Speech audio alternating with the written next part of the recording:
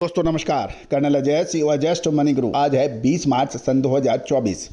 दोस्तों आज के एपिसोड में हम चर्चा करेंगे लाल मिर्च की यानी रेड चिली की। खबर निकल के आ रही है कि अराइवल में कमी के बावजूद मांग कमज़ोर होने से मिर्च के भावों में मिश्रित रुख नज़र आ रहा है। जानिए पूरी रिपोर्ट विस्तार से।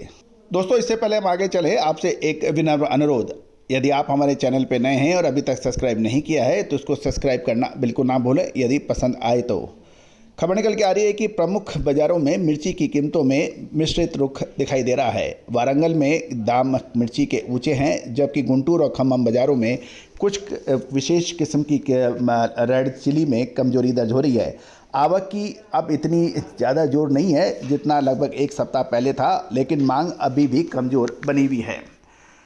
दोस्तों बाज़ार में डिमांड कम और उम्मीद से अधिक आवक दोनों ही प्रभावित होने के प्रमुख कारण बन रहे हैं, जिससे कीमतों पर दबाव बन रहा है।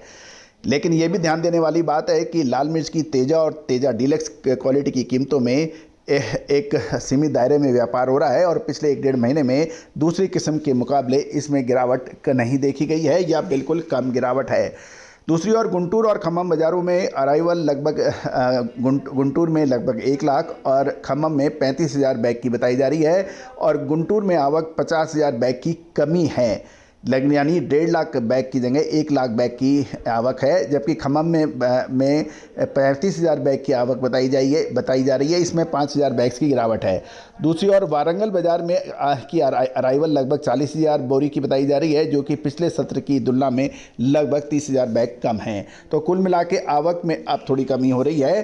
साथ साथ बाज़ारों में सप्लाई के साथ साथ कैरी फॉरवर्ड स्टॉक की भी बराबर लड़ाई है, जो कि कीमतों पर गिरावट के समय योगदान दे रहा है। यह भी ध्यान देने योग्य बात है कि कीमतों में पहले से ही अपने पिछले उच्चतम स्तर से महत्वपूर्ण फॉल ऑलरेडी हो चुका है।